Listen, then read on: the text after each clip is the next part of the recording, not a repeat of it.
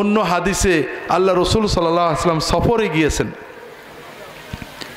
সফরে দুজন সাহাবী আবু বকর ওমর রাদিয়াল্লাহু তাআলা আনহুমা একজন আরেকজন সাহাবীকে খাদেম হিসেবে বেতন দিয়ে নিয়েছেন যে আপনি আমাদের একটু খেদমত করবেন। একদিন ফজরের পরে একজন আরেকজনকে বলছেন সকালে তো নাস্তা করা দরকার, আমাদের খাদেম ভাই কই? তো আরেকজন বলছে যে আমাদের খাদেম ভাই তো বাড়ির ঘুমাচ্ছে, তার মানে ফজর পড়ে ঘুমাই পড়েছে। দ্বিতীয় দিনে তিনি শুনলেন, কথা বললেন না। কিছুক্ষণ পরে উনি উঠেছেন, ওই খাদেম উঠলে পরে তারা বলছে যে তুমি যাও রাসূলুল্লাহ সাল্লামকে বলো যে নাস্তার কি হবে, সালাম দিয়ে জিজ্ঞেস করো। তো গেছে, সালাম দিয়ে বলছে ইয়া রাসূলুল্লাহ অমুক অমুক আমাকে পাঠিয়েছেন, নাস্তার কি হবে?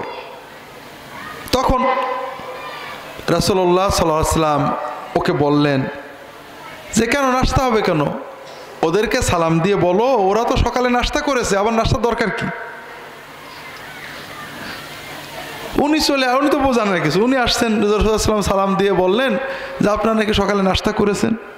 ওনারা বুঝেছেন নিশ্চয়ই গড়বড় হয়েছে, হাওয়া মাও করে ছুটে চলে গেছেন, ইয়া রাসূলুল্লাহ আমরা নাকি নাস্তা করেছি।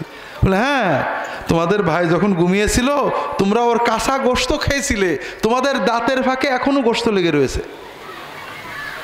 ইয়া রাসূলুল্লাহ আমাদের জন্য আল্লাহর কাছে মাপ চান। না, আমি মাপ চাইলে হবে না, ওর কাছে মাপ চাও, ও মাপ করলে হবে। আল্লাহু আকবার। এরকম কথা আমরা মাঝে সাথে বলি না ভাই? কত বলি ভাই, কি দরকার ভাইরা?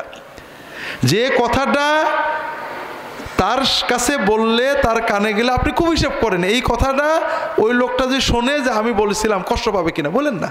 কোনো দরকার নেই তো আমাদের বলার। এগুলো না বলে আমরা খুব ভালো থাকতে পারি ভাই, কোনো কষ্ট হবে না, ব্যবসায় লস হবে না, টাকা পয়সার কোনো বরকত নষ্ট হবে না, পরিবারের অশান্তি হবে না। শুধু আমরা এই পাপগুলো করি। আর এক ঘটনায় রাসূলুল্লাহ সাল্লাল্লাহু আলাইহি ওয়াসাল্লাম সফরে যাচ্ছেন, সময় দেওয়া আছে, সাহাবীরা আসবে, সবাই একসাথে যাবেন। সবাই আসছে, একজন আরেকজনকে বলছে যে আমাদের অমুক ভাই কই গো? সে আবার উত্তর দিচ্ছে যে আমাদের অমুক ভাই তো সাজতে গুছতেই ফিঙে রাজা, কাপড় চোপড় রেডি হতেই দেরি হয়ে যায়। একটু মস্করা করে বলেছে। রাসূলুল্লাহ সাল্লাল্লাহু আলাইহি ওয়াসাল্লাম শুনেছেন, কিছু বলেননি। পরে যাত্রা শুরু হয়ে গেছে। কিছু দূরে যেয়ে মরুভূমির ভিতরে যেয়ে দেখেন যে একটা গাধা, বন্য গাধা মরে লাশটা পা উঁচু করে উল্টে, মরা লাশ, শুকনো পচা লাশ। তখন রাসূলুল্লাহ সাল্লাল্লাহু আলাইহি ওয়াসাল্লাম একটু দাঁড়িয়ে বলছেন অমুক অমুক কই গো? ওই দুইজনকে ডেকেছেন। ওই দুইজন আসছে, ইয়া রাসূলুল্লাহ লাব্বাইক।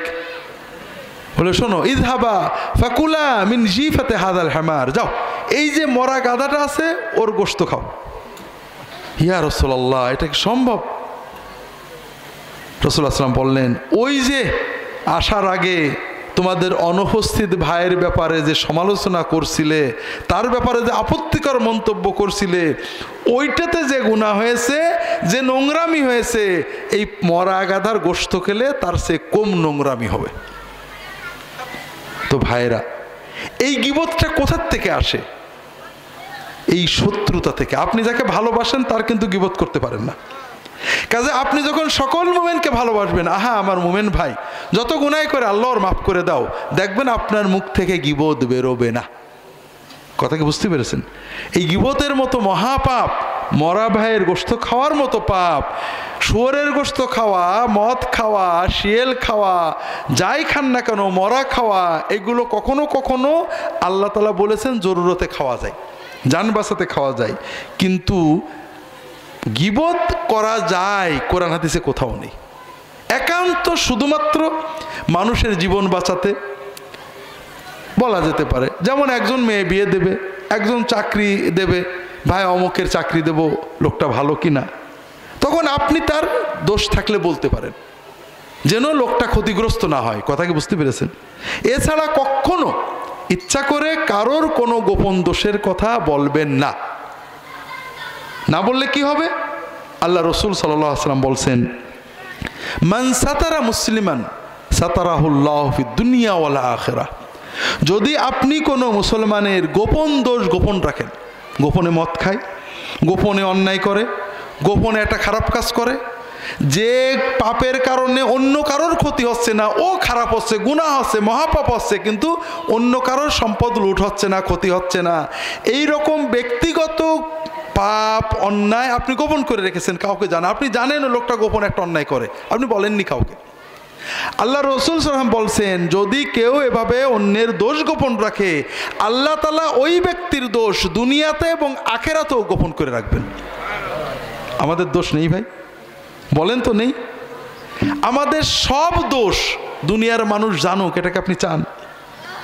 যদি আপনি চান যে আল্লাহ তাআলা যিনি সব দোষ জানেন আমার দোষগুলো গোপন করে রাখুক, তাহলে আপনি আল্লাহর বান্দাদের দোষ গোপন করে রাখবেন। জানলে বলবেন না, কারোর কাছে বলবেন না। হ্যাঁ, যদি এমন কিছু হয় যে দোষটার কারণে কারোর ক্ষতি হয়ে যাবে, শুধু ক্ষতি থেকে বাঁচানোর জন্য যতটুকু বলা দরকার বলতে পারে, অথবা যার কাছে বললে সংশোধন হতে পারে তাকে বলতে পারেন, তবু এইটুকু বলবেন যেটুকু না বললে নয়। যেমন শুয়োরের গোশত প্রয়োজন ছাড়া, জীবন বাঁচানো ছাড়া খাবো না, কারোর দোষের কথা কারোর কাছে বলবো না।